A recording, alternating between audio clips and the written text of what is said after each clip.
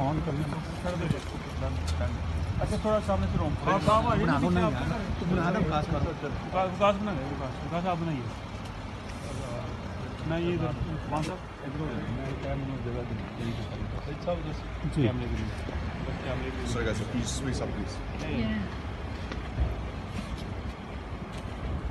अपना जो इंटेग्रिटी है ईमानदार अफसरों में शामिल होता है, ये उसके मुंह से ये सब बातें आ रही हैं।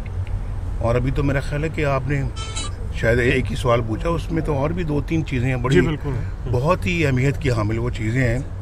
तो इससे कली खुलती है इमरान खान के जो है ना वो जो है वो बदनीति की और इंतकाम की। तो ये तो सर वज़ीर आज़म आज़ाद कश्मीर के हवाले से राजा फारूक अदर इंटरनेशनल मीडिया इसको बड़ा उठा रहा है और बड़ी हद तक का सबब बन रही है।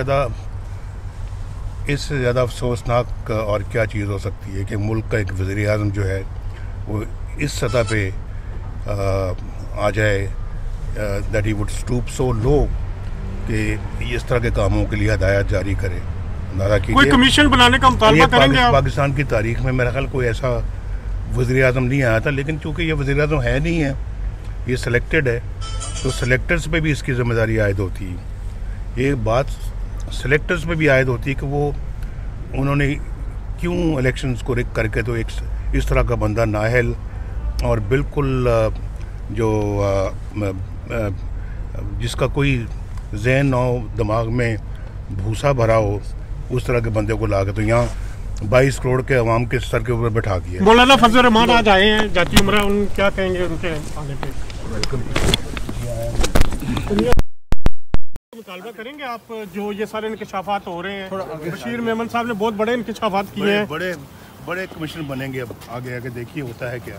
मियां साहब ये सब उसके कटहरे में खड़े होकर कौम को जवाब देंगे। सर एक तस्वीर ये वकास साहब से बना लें हमारे। वकास आ जाओ यार। सर ये लाहौर से आए हुए हमारे जर्नलिस्ट दोस्त हैं, वकास आओ यार इधर।